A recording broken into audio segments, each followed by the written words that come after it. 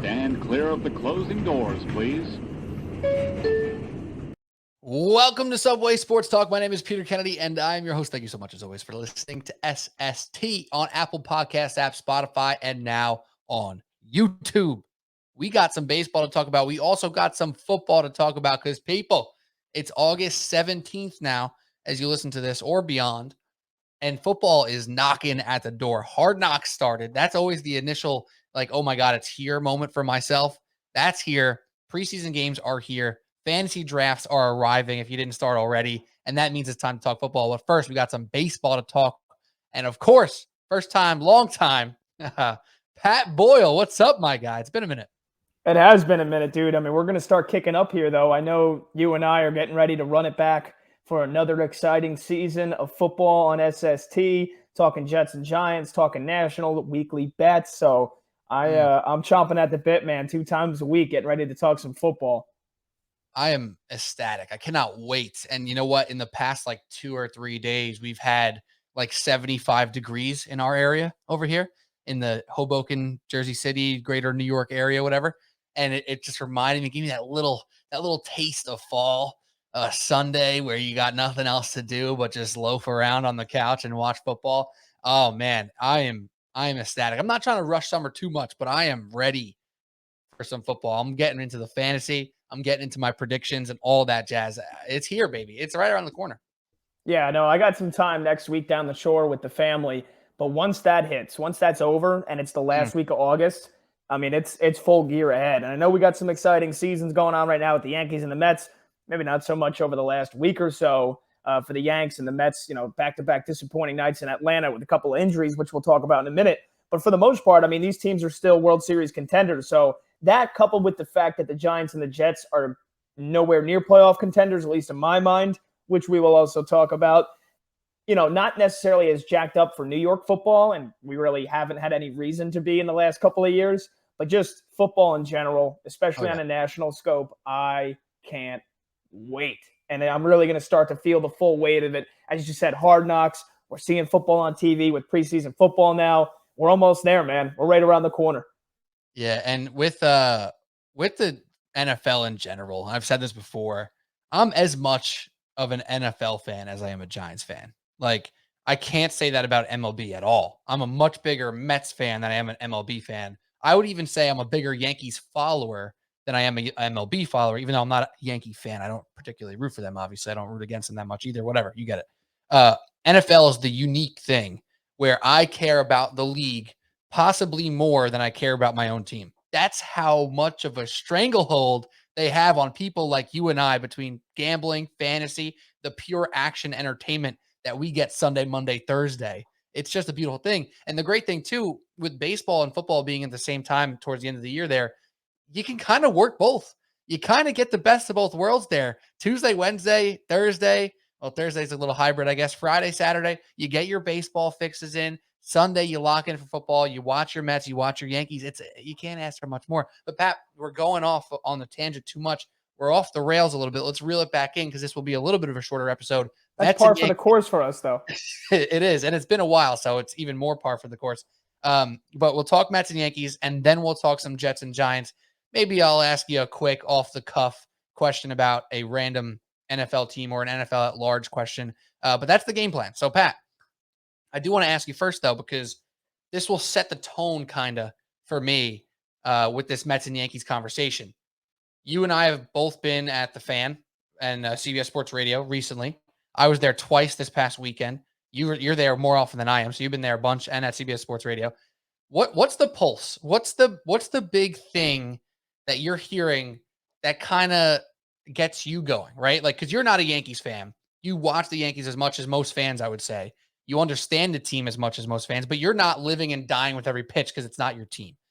However, you're listening to these people on Twitter and the radio and the callers and our colleagues and hosts and whatever. You're hearing them talk ad nauseum about this team. So I want to ask you, what's a sticking point for you? What's something that makes you stop what you're doing and check that Yankee fan, check that host, check that caller, whatever it may be, when the Yankees are being discussed here? Yeah, I think it's the fact that they are still 27 games above 500 now after Tuesday night's loss to Tampa Bay. The offense has scored, 9 runs in the last 7 games. It feels like they haven't scored a run in weeks. Even then, last night they get basically, an infield, single where they're going contact with Benintendi, and that's the only run they score. And the sky's falling. The season's over. This team they peaked in June. They're not built for October. Everybody sucks. Fire Boone, fire Cashman. Cole sucks, even though he's pitched back-to-back gems. And it's got to be relax. Just you gotta simmer down. You gotta settle in. It is the middle of August. They still have a 9-game lead in the AL East. It might be 8 now, I think, after last night's loss. But, I mean, oh my goodness. Settle down. The fact that this team has half of the guys in the lineup that are going to be hitting in October, hitting right now, should tell you, above anything else, everything you need to know right now. This team is still a World Series contender, just as much as they were in June. And yes, obviously, if they're playing like this, if they play like that in October, yeah, they're not going to go anywhere. We know that. But again, the middle of the order, the heart of the order, 3, 4, and 5 right now, or 4, 5, and 6, are all hurt. They're all hurt. Stanton is out. He's starting his rehab stint, what I would expect to be at the end of this week. I would be surprised if you don't see him by next Friday, in 10 days from now. And even that, I know, people are saying, get back now. What is he doing? He's tracking pitches. How is he not ready yet? If you're a Yankee fan, you know this by now. They're super ultra conservative with getting guys back. And as much as your fandom and your emotionality takes you above that, you got to rein it in. Rizzo just came back from a little 4 or 5 game absence from the back spasms he was having. So he's cooled off. He was red hot before that. He is a guy that has forever been with more at-bats. When he starts playing again every day consistently, he gets hot. He's going to be fine. I'm not worried about Anthony Rizzo at all. Carpenter is the big one. That's the most Stanton obviously is the biggest one, but Carpenter was a huge underrated blow when he went out because of how I said it. He was Barry Bonds. He was Barry Bonds reincarnated the way he was hitting for this team. Over a full season, the numbers he was putting up with the Yankees, 15 home runs and almost 40 RBIs. Over a full season, he was on pace for like 70 home runs. He was on pace for Judge numbers. That's how incredibly he was hitting. So you have those two guys out right now. It's no surprise and that they're struggling offensively. That LeMahieu now is hurt as well. There's another one who you're hoping they don't have to put him on the IL and he can come back. But, now basically for the last couple of weeks, whether it's been Rizzo or LeMahieu, and Stanton has been the constant guy that's been out, this lineup's not at 100%. And on top of that, Cashman, yeah, I'm not saying like that there's no concerns at all. I'm definitely concerned. Obviously you are when they're playing the way they've played now, where they're playing like, 400, 375 winning baseball percentage over the last month. Yes, it's concerning. But am I worried for October? No, because this isn't the lineup you're going to see in October. So you got to relax. Now, look, if the Blue Jays come in and take 3 out of 4, or dare I say it, sweep them this weekend, yeah, you can set off the panic alarms because then that division lead's going to be down to like 4 or 5. But if they're not there yet, as bad as they've played, I'd rather them go through this adversity now, even with all the guys that are hurt, than this happen with 2 weeks left in the season going into the playoffs. And, the fact that you still have Aaron Hicks getting consistent at-bats for this team. Like I said, I'm not absolving everybody of their wrongdoings, but that's on Brian Cashman. The fact that he let Joey Gallo stay on the team all the way to the trade deadline, the fact that Aaron Hicks is still getting at-bats consistently here and now in the middle of August. Yes, there are some problems they need to work out, but this team's not blowing the division lead. I'll put my parents' house, I'll put my apartment up for sale. Yes, don't take them into it. I'm bringing the parents into it. I'm putting their house up for sale. The Yankees are not blowing this AL East lead. That is preposterous. That would be the most epic collapse probably of all time. They're going to win the AL. They're going to have to check what the Mets lost. What did they lose to the Phillies that one year? Yeah, and that would be worse than that. There was 8 games with what, 25 left to play? Something like 9 games with 25 left to play. That was catastrophic. If the Yankees blow this division lead, it would be even worse. It would be. It would, and they're going to be okay. The pitching has been terrific lately. The bullpen outside of Clay Holmes, And Albert Abreu, for the most part, again, that's, you want to have concerns for October. That's the one place, not the lineup, because guys are hurt, and those aren't guys that are going to be out the rest of the year. The bullpen with missing Michael King and Chad Green, and you don't know if Zach Britton's going to be pitching in October. That's a legit concern for October. The starting rotation is fine. Montas bounced back after the disastrous first start, where, he's coming off the bereavement list with his mother-in-law dying and hadn't, basically hadn't pitched in over a week and had to change teams. So all that, Montas is fine. Garrett Cole's going to be fine. Nestor Cortez, I'm not worried about his durability. He still looks great even in the middle of August, where he's pitched more so than ever. So, I know that's a bit of a long response there, Pete, but my main thesis there is that the Yankees are fine. They're going to win the AL East. Let this team go through their struggles now, and the sky is not falling. The sky is going to rise. The sun will rise on Wednesday morning. If you're listening right now, the sun is up, all right? The sun didn't go anywhere. The Yankees are going to be fine. Again, and if I had to draw a line in the sand, if they get swept by Toronto this weekend, yeah, then you can start pulling your hair out. All right, so on to the Mets. I'm kidding. I'm going to talk about the Yankees still, but no. So I have a couple things to talk about there, because it's very interesting, and it's something that I almost forget about until I get back into the groove of being at the Fan. I was there twice this weekend. It's like, yeah, my friends complain about Aaron Boone. My friends complain about Cashman. They complain about Hicks, and then you get back into the old stomping grounds of hearing callers who are really, really passionate and care so much about this team. You got to fire Boone. You got to do this. You got to do that. You got to bunt more. And I'm like, whoa, let's calm down here. All right. Because that's where I start to agree with you a lot here, Pat. And I heard somebody on Twitter today, one of my buddies tweeted, did the Yankees peak too soon? Yeah, absolutely. But then I I just said right back, they also slumped on a good time, right? Like, they slumped early enough to get back on track. They peaked so early. They always say you can't win a season in April, but you can lose it in April. The Yankees took care of business all the way through the midsummer here, right?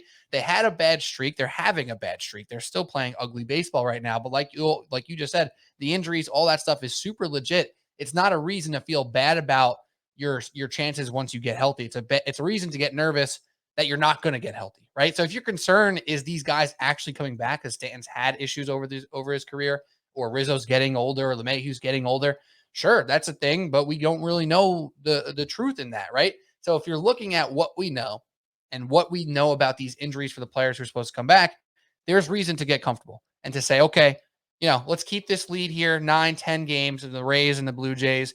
And if it gets to 5, all right, we'll start to get real panicky out here. Like you said, if they get swept by Toronto. But my one thing on Matt Carpenter here, and I almost hate to say this, but is it possible that he died a hero before living long enough to become the villain? I don't think so. Obviously there is the potential that he comes back after not, swinging a bat for 2 months, but he came to the Yankees barely getting any action, right? Like, he was in AAA with Texas when he got DFA'd. He was gone from St. Louis, so it's not like he was hitting well before he got to the Yankees. He wasn't doing anything. So, of course, there's a possibility he comes back off the IL and can't hit. Right. But at the same time, I love that question that you posed. Did he die the hero before he could even become the villain? Right. I don't think he'd have, I think when you have two big villains like Joey Gallo at the beginning of the season, and now the second half, it's Aaron Hicks who's the big villain, there's not enough room for another villain in Matt Carpenter, unless he goes 0 for 20 in October. He was full icing on the cake all the way through and through, but it's just a funny question to pose. And in reality, it should have been something that, we could have realized earlier and said, wow, this team is really relying on Matt Carpenter. And if he wasn't on this incredible pace per at bat for himself here, what does this team look like? What does the last few months look like here for the Yankees? Are they as good as we thought I should say, would we ever have thought they were that good if Carpenter didn't just carry for weeks, right? Not that he carried by himself, because we know what Judge is doing. Like, it's unbelievable. But if Matt Carpenter, you take away half those home runs, you take away and put him at a modest to good numbers for his average and OPS and all that stuff, that could be a few wins. Like, that's not a small thing with how important he was to that lineup. Maybe we could have realized sooner that it wasn't sustainable. That Matt Carpenter was the second best player on this offense that we thought was so amazing. Turns out it's Judge and a couple guys who occasionally get hits. Yeah, Yeah, that's valid, but at the same time, you could do that for every team, and even within the Absolutely. Yankees. You could say you could play what if with Judge. What if Judge wasn't having a historic season? How much Yeah, worse but would they he's be? also like a top 3 player in the league. You know what I mean? Yeah, It's but did you expect him to have on pace for 65 home runs and 130 ribs? fair point. Fair point. We could also say You could say it with the what if Mets too, right? Yeah, of course.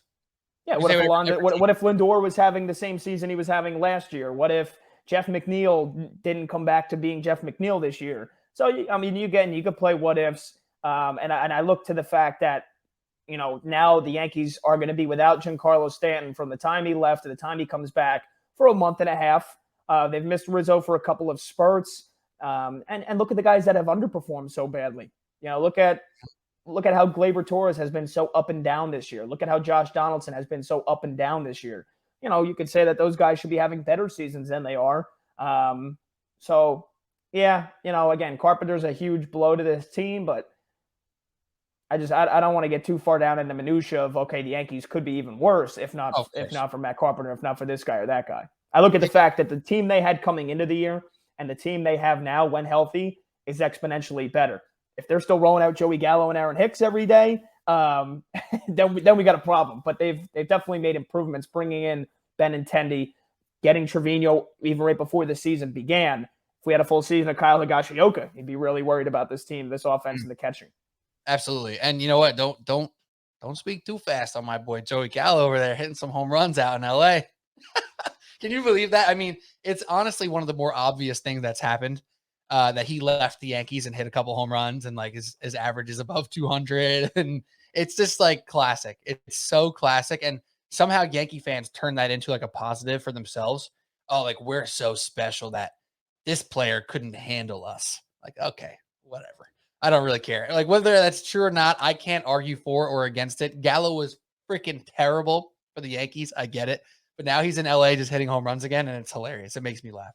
It really does. Yeah, I And mean, let's not get too carried away. It's not like Joey Gallo has turned into an MVP caliber player or an All Star. I mean, he's his OPS. Yes, it's what, double what it was with the Yankees, but it's a very it's a very small sample size. He's hitting 263. Yes, he has hit 2 home runs.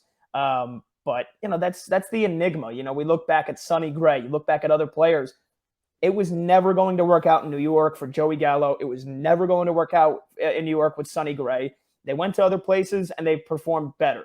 Sonny Gray was an all-star. You want to make that argument? Sure. But Joey Gallo, a couple of games where he's got one home run off the bench and a solo shot, and the other one, he's not turning heads just yet. The Dodgers are going to win with or without Joey Gallo. He's got 5 hits. It's not that big a deal. It's just funny because every single time that he hits a home run, Yankee fans somewhere are getting sent that on Twitter, or they're getting the group chat like ha ha ha, and it's just fun.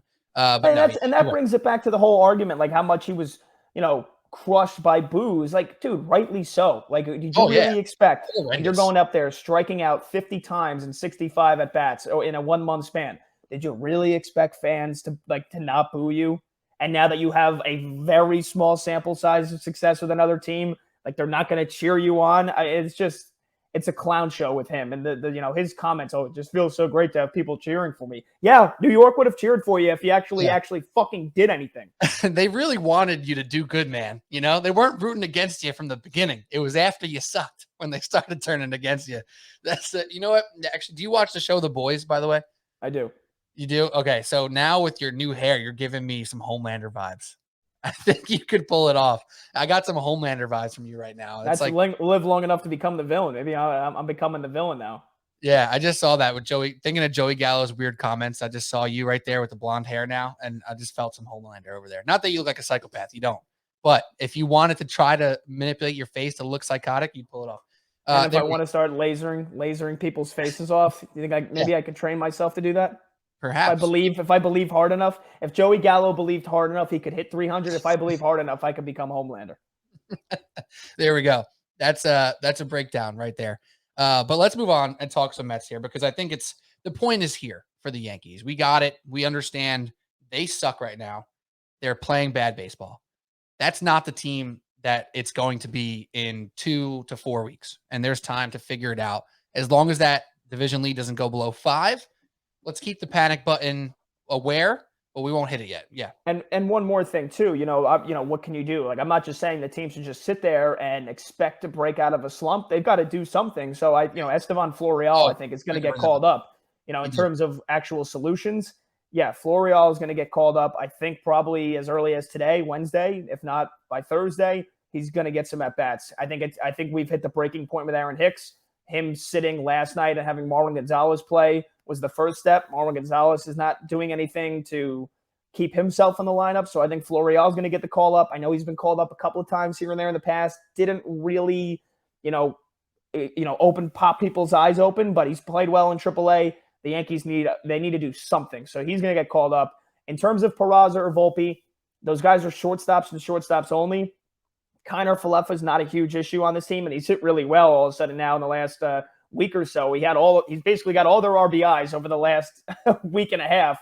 He had the 2-run home run against Boston. He plays solid defense, not Gold Glove defense, but it's been an exponential upgrade from what Glaber was at shortstop last year. And he's got 15 stolen bags on the year, so he's been fine. If they do bring anybody else in the infield up, a name I've been hearing a lot, I heard Coney bring it up on the broadcast last night, is Oswaldo Cabrera, a guy that can play all around in the infield. And if LeMahieu has to miss another couple games, maybe they retroactively put him on the IL, the 10-day IL, where he's out maybe through the rest of this week. Oswaldo Cabrera is a guy that can come up. He can play third. He can play second, give some of those guys a day off. And he's a guy that's got really good pop down in the minor leagues. He's not a top prospect like Peraza or Volpe, but, that is a guy the Yankees are going to go to. Unfortunately, as much as you want to see Peraza, as much as you want to see Volpe, they're going to give a guy like Oswaldo Cabrera a shot before them. And the first guy that's going to get called up is Florial. So, yeah. Well, I think Florial already is announced. Oh, it is? They actually announced that already? Announced like within the last hour or so. We're recording this. We started 10:30 on what did they say? Tuesday night. It was like 9 o'clock, 9:30 range. They tweeted something out that he's going to get called up. And to your point, it's about just shaking it up, bringing some energy into the clubhouse. And one thing that I saw that is exciting to me, Florial's stealing over 30 bags in AAA right now. So he comes in with some juice, some energy. It takes just one moment sometimes to flip one game, and that one game flips the next game. And that's what it becomes. And I do look at September as a really big part for the Yankees too. And the rosters do expand, where you just get more guys in here to create some variance, right? Like we know what Aaron Hicks is right now. He'll have a nice home run every once in a while. He's been looking like a mess in the outfield, which has been his most steady positive in his career, right? Even when he sucked at the dish, he was playing a good outfield. That's not the case right now. You got to mix it up. You got to do something. So when you expand that roster, you get some new blood in there, some new energy. That's what they need. They just need more healthy people to do stuff and get a little crazy with it. I think it's coming, and it's coming soon. I was surprised the Red Sox wasn't that, because that could be a point where the Yankees can turn it around. Like, just when you thought I was dead. Red Sox, boom, we just swept you, right? And then, we're back. It's all good. That didn't happen yet. We're waiting for it. Maybe a Florial call up will do something. And in reality, Florial has only been called up, I think the longest stint he had was like a dozen, like not even a dozen games, right? Like 10 games of scattered play. Let's see what happens when this guy's out there for some consistent at-bats to bring some energy. So good stuff. Let's move on to the New York Mets here, Pat, who are on a 2-game slide, lost 2 in a row to the Braves, but still in general over the last month have been playing awesome baseball. It's a similar concept to the Yankees, obviously to a lesser extent because of how well they played. Getting beat by the Braves the way they have the past 2 nights, it stings. It hurts. But you know that you just beat the Braves real bad in a 5-game set last week or a week and a half ago, whatever it was. So it doesn't hurt as bad. However, when the offense struggles and you score no runs, you score 1 run, it gets a little scary, especially when there are some holes in the lineup. It feels like at points this lineup feels holeless, but now you look at it and you see McCann in there just being terrible. Some guy, Marrero, was in the lineup tonight. He struck out a couple times. It was just an ugly night all around. Nobody hit well. When they did, Marte got a guy on in the 9th double play. Like, it just didn't go well for them right now. There's no panic. The exciting thing for the Mets, though, similar to Florial, is Brett Baty is getting called up, third baseman, who's an expected high-level prospect, like somebody who people have serious belief to be a legit major leaguer here, gets the call up. And that's another thing that can just bring some energy, bring some variance into this lineup here, and hopefully create some spark. So with the Mets, I'll ask you similarly. It's been all rainbows and butterflies for like 3 weeks now, maybe longer. But this 2-game skid, what do you have to see now in the next couple of days to stymie this and to get back on the right track? Yeah, no, I'm a little concerned. I'm concerned about the Mets, and I'll answer your question right away here and then go into it. What's going to help is the fact that they've got Max Scherzer and Jacob deGrom on the mound the next 2 days. What's going to win them a World Series in October? Thank you. What's going to win them a World Series in October is what is going to get them off this, 2-game skid where they've looked absolutely non-competitive against Atlanta. And the big reasons are Carlos Carrasco leaves before the 3rd inning after the rain delay. He's out a month and a half. You make the argument, should he have been pitching back in that game? I don't think you can, foresee an injury happening after a rain delay. Considering it was only 2 innings, you expect him to go back out there. But then Taijuan Walker goes down the next night. Back spasms shouldn't be as long. I would presume he maybe misses a start or 2. But that's concerning. 2 starting pitchers down 2 straight nights. And as great as the Mets were, what they win? 17 out of 19, a stretch where they went from 58 and 37 to 75 and 40. Yeah, so you hit it right on the mark there. 17 and 3. And still Atlanta's right on their heels. 3.5-game lead, 4 in the loss column. The Yankees, we talk about, I'm not worried with the Yankees. Not so much because of how dog shit they've been, and they've been so bad, but it's because they got off to such a huge cushion that even though that division lead is now down to 8 games, I'm still not worried. It would have to take them continuing to play like this for another 2 weeks to actually be, severely worried about the division. If they get swept by Toronto, maybe even quicker than that, but still, I'm assuming they're not going to go out and get swept. But with the Mets, it's the fact that they were playing incredible baseball, and now all of a sudden you lose 2 games in a row to the Braves, and that division lead was at 10.5, down to a half. Then you take 4 out of 5. You dominate them thoroughly in New York last weekend, and now it's back down to 3.5 again. And not even that. You've had 2 starting pitchers go down in 2 straight nights. Guillorme, who has been, just below Gold Glove caliber defense wherever he's played this year and has been a solid singles and get on guy base for you all year. He's hurt. You're going back to James McCann behind the dish, which I thought has been a mistake the entire year. I wanted Francisco Alvarez up. And, now the Braves are continuing. They've won 8 in a row. They're on just as much of a heater as the Mets are. And this division lead is 3.5 games. And as great as the feelings were for the New York Mets over the last 3 weeks, where it was the exact opposite for the Yankees, I have way more concern for the Mets than I do the Yankees. Because if you lose that division lead, you're talking about having to play in the first round, and anything can happen there, even though, again, you'd probably have Scherzer, deGrom going 1-2, so you have confidence any team you're going to play. But, I mean, man, things can fall off the tracks real quick. We saw it with the Yankees, and now here we are, delayed response 2 weeks later from the Mets. You can kind of see it happening right before your eyes. So, yeah, I'm concerned with the Mets. But, again, how do they get back on track? How do you salvage this series? Scherzer and deGrom have to go out and give you Scherzer and deGrom A+ stuff. They've got to go out and deliver gems. And even if you only take one of these next 2, that lead's going to stay at 3.5. If you take 2 in a row and you split, it's going to feel like the Mets are right back. Yeah, I'm going to go back, Pat. I'm going to go back in time for you and I here. I think this was it could have been my freshman year, so you might have not been there, but an old Dean Glussism. You ready for this? Not to make you frustrated on a Tuesday night here, but he had this crazy thing. It was hold the rope. Was that when you were there? Or was that the year before you? I think it might have been the year. I'm sure that among 30 other stupid things. Yeah, exactly. Hold the rope, right? Like hold the rope for your teammate, whatever. You got to hold the rope. Blah blah blah. You get the point. Hold the rope.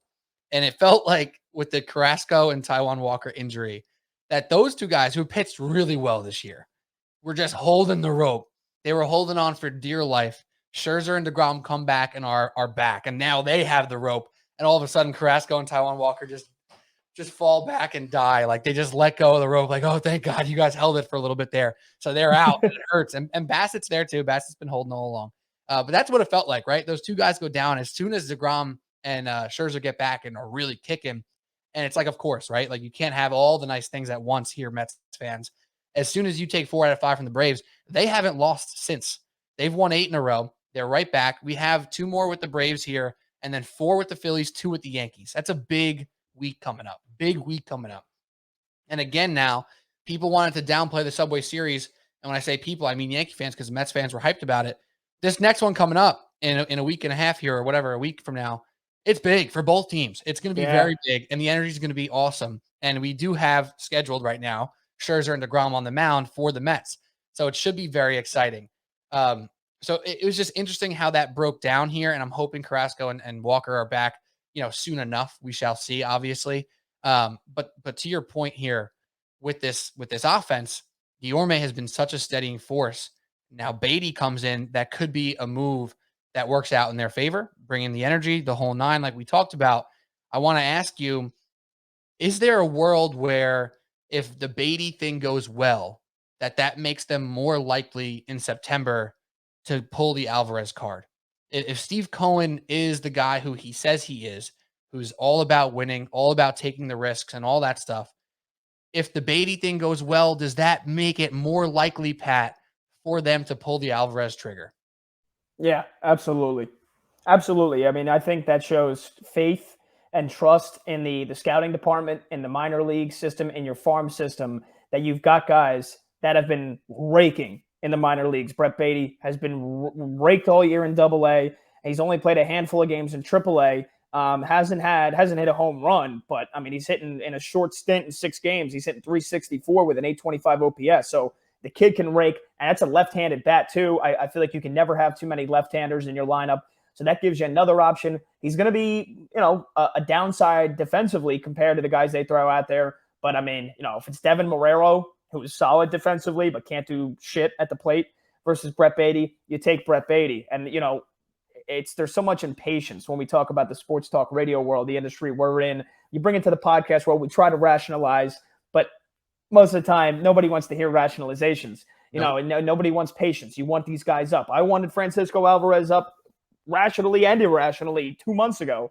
Right. But if Brett Baty comes up and he hits well, yes, it gives you faith. It gives you trust that you can go ahead and then bring up Francisco Alvarez. Even if he DHs half the games he plays in, you don't have to throw him back there behind the dish every day. You wouldn't anyway, especially at the catcher position. But yeah, if Baty hits well, yeah, you go ahead and say, okay, that's a top 5 prospect. Now, why don't we go ahead and call up the number 1 prospect here?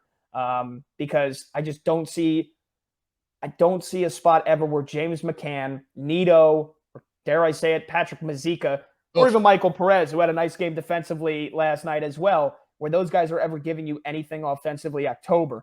And you have this prospect, you're in the championship window. It couldn't hurt you to call him up, even if it's for a month in September. If he doesn't play well, okay. He's still got a chance to crack the opening day lineup next year. But yeah, you got to go ahead and do it. And the Mets probably weren't calling Baty up if Guillorme doesn't get hurt. So now they've been forced to pull this card. But if they're not forced to pull the Alvarez card, they still should do it anyway, especially if Baty goes ahead and plays well. Yeah, and the schedule here for the Mets is going to be big. So a tough week and a half coming up with 2 more at the Braves, Phillies, Yankees, like I mentioned. You get Colorado for 4 games. That could be a good one for them. You get the Dodgers for 3 at home, which, you got to take 2 there, really. You really want 2. If you get 1, you'll live, because after that, it's Washington, Pittsburgh, Miami, Chicago, Pittsburgh. Yeah, you got to get fat there. That's where you get fat again. And you know what? Like, it's been tough. The Braves and Phillies are keeping the pressure on because the Phillies are playing good baseball too. They've won 7 out of 10. So this is not a time to take the foot off the gas. It's a time to put it down even harder and try to salvage what you can in the next week and a half. And then, like you said, get fat towards the end of the season here. So it's not a panic button in regards to like their playoff chances. I think you feel good about that with the schedule that's on for the rest of the season. However, you need to iron some things out here to start feeling good again. And it's so damn crazy that if we had this conversation, Pat, if we recorded this on Sunday, we would have had the complete opposite conversation. And that's what it is tough to podcast about baseball sometimes, because if you're not talking about it every day, you're not hitting the pulse, right? Like if tomorrow Scherzer goes out and gives up 1 run over 8 innings and they win 5-1, what conversation are we having tomorrow night? Right. So there's a reason to be comfortable. There's a reason to be very cautious, and a reason to be, keened in on on what happens over the next week and a half. So it's a weird, fickle thing, this baseball game, man. That's baseball, Susan. I don't know. I don't know what to say about that. Yeah, no, I mean, a long season, 162 games, but you just hit it perfectly, man. In the span of 2 days, all the feelings of, yeah, this team can win a World Series. This team will go to the World Series. Now with the Mets, all of a sudden you're back on the edge of your seat. Like, holy shit, Atlanta has won 8 in a row. This division leads down to 3.5, and now we've got some injuries here, and our starters have gone out before the third inning ends the last 2 nights. So yeah, long season, but things can change like that. Yeah, and everyone talks about how good the AL East is, and there's the floor is much higher, right? Like the Red Sox being in last at just 1 game under versus the Nationals is a huge difference. But you look at the top of the AL East versus the top of the NL East. Top of the NL East got them right now. The Braves, Phillies, and Mets are better than the Yankees, Rays, and Jays, and that's just what it is, and that's tough. You got to fight through that. That's a big part of how you make it in this league and make it into the playoffs and earn your spot. So it's going to be an interesting next couple of weeks, man. I'm excited for it, but I am a little bit nervous. I'm a little bit nervous about the Metsies right now. But as I talked about with Cole on air, actually overnight over the weekend, and again on Twitter, like you needed Cole to be a stopper. And he put out a decent performance. He put out a probably better than decent performance. They just didn't get the win. Yeah, 1 unearned run. He was phenomenal. Yeah, he was great. They just didn't get the win, so kind of didn't land as strong, I guess, here. But Scherzer and deGrom have proven nothing else but being stoppers consistently. When they are out there, they've been lights fucking out. So you just assume that that's a thing. It's going to continue, and that might mean we're playing a 1-0 game tomorrow. Might not go in the Mets' favor, but you trust that Scherzer and deGrom are coming out there and putting up zeros inning after inning, and then you see what happens from there. So I don't know if you have anything else to add on the Metsies. There we No, go. I mean, I'm good. You should feel good even with the last 2 days. As you should be nervous because the Right. Braves are right there again. They've won 8 in a row. They're peaking in the middle of August, and they're going to make this a race come September, where you thought maybe in May you thought it was over, and then after you took 4 out of 5, you thought it was over. So now you're nervous, but you should feel good that you've got Max and Jake the next 2 days. Yeah, and the Braves have been looking scary. The last 2 days have been scary, but if you take these next 2, you come out of the last 2 weeks here, or whatever, week and a half, I guess, with that series 5-4, and you win. What is it? 4, 2, 6 out of the 9. You're not asking for much more than that. So the next 2 days are very, very huge for the Mets. But yeah, that's it. Baseball talk right there. Subway Sports Talk. Pete Kennedy, Pat Boyle.